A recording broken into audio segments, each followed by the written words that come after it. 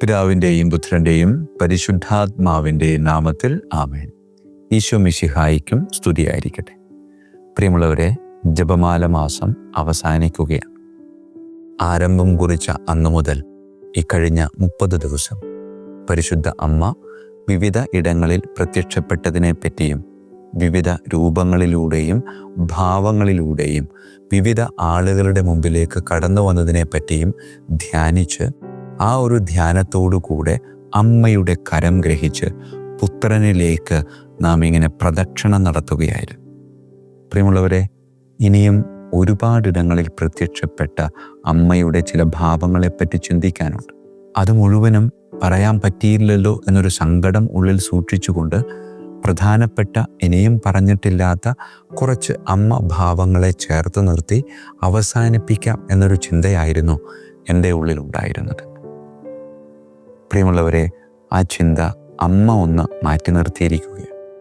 അവസാന ദിവസം നിന്നെ ശ്രവിച്ചുകൊണ്ടിരിക്കുന്ന നിൻ്റെ മക്കളോട്, നിന്നെ ശ്രവിച്ചുകൊണ്ടിരിക്കുന്ന എൻ്റെ മക്കളോട് പറയേണ്ടത് ഇത്ര മാത്രം: പ്രിയമുള്ള മകനെ, പ്രിയമുള്ള മകളെ, പരിശുദ്ധ അമ്മ നമ്മെ നോക്കി സംസാരിക്കുന്നത് ഇങ്ങനെയാണ്: എൻ്റെ മകനെ, എൻ്റെ മകളെ, ഞാൻ നൽകിയ ജപമാല നീ പ്രാർത്ഥിക്കുന്നുണ്ട്, ഞാൻ നൽകിയ ഉത്തരീയം നീ ധരിക്കുന്നുണ്ട്, ഞാൻ പലയിടങ്ങളിൽ പ്രത്യക്ഷപ്പെട്ട സ്ഥലങ്ങളിലേക്ക് നീ പ്രാർത്ഥനയായും പ്രദക്ഷിണമായും തീർത്ഥാടനമായും ഒക്കെ കടന്നു വരാറുണ്ട്.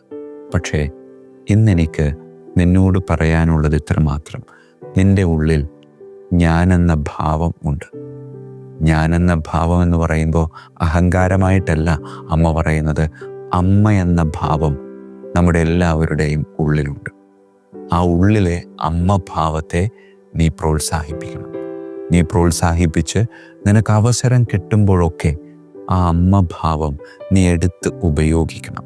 അങ്ങനെ അമ്മ ഭാവത്തെ എടുത്തുപയോഗിക്കുമ്പോൾ എനിക്ക് നിന്നിലൂടെ മറ്റുള്ളവരിലേക്ക് ഞാനെന്ന ആ പരിശുദ്ധ അമ്മയുടെ ഭാവത്തെ പകർന്നു നൽകാൻ സാധിക്കും. അതേ പ്രിയമുള്ളവരെ, പരിശുദ്ധ അമ്മ നമുക്ക് നൽകുന്ന സുന്ദരമായ ഒരവസരമാണ് നമുക്കും പരിശുദ്ധ അമ്മയാകാനുള്ള അവസരം. അതേ പ്രിയമുള്ളവരെ, അമ്മയുടെ മുമ്പിൽ മുട്ടുകുത്തി പ്രാർത്ഥിക്കുക എളുപ്പമാണ്.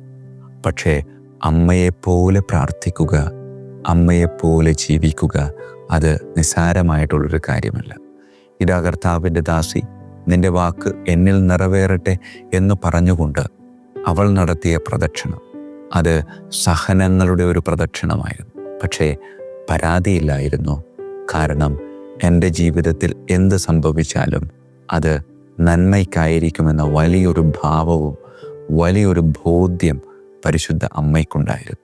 ആയതിനാൽ പ്രിയമുള്ളവരെ, പരിശുദ്ധ അമ്മയുടെ മക്കളായ നമ്മളോട് അമ്മ സ്നേഹത്തോടു കൂടെ നമ്മളെ ഇങ്ങനെ നെഞ്ചോട് ചേർത്ത് നിർത്തി പറയുന്നത് ഇത്രമാത്രം: എനിക്ക് ഇനിയും ഒരുപാടിടങ്ങളിൽ ഒരുപാട് മക്കളിലേക്ക് ഇതുപോലെ ഇനിയും കടന്നു വരണം.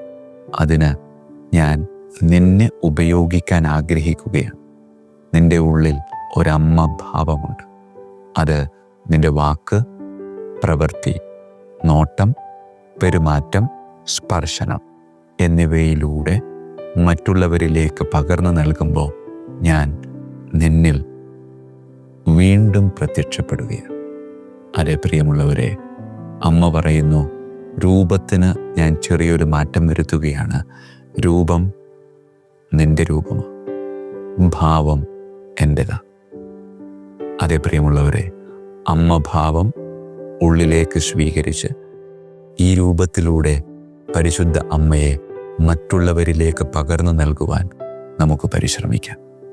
കരങ്ങൾ കൂപ്പാം, കണ്ണുകളടക്കാം, പ്രാർത്ഥിക്കാം. നമുക്ക് കാരുണ്യവാനായ കർത്താവേ, എൻ്റെ ഉള്ളിലെ അമ്മയെന്ന ഭാവത്തെ ചുറ്റുപാടുമുള്ള ആളുകളിലേക്ക് വാക്ക്, പ്രവൃത്തി, ചിന്ത, പെരുമാറ്റം, നോട്ടം, സ്പർശനം എന്നിവയിലൂടെ പകർന്നു നൽകി ഞാനെന്ന രൂപത്തിലൂടെ അമ്മയെന്ന ഭാവത്തെ മറ്റുള്ളവരിലേക്ക് പകർന്നു നൽകുവാൻ എന്നെ അനുഗ്രഹിക്കണമേ.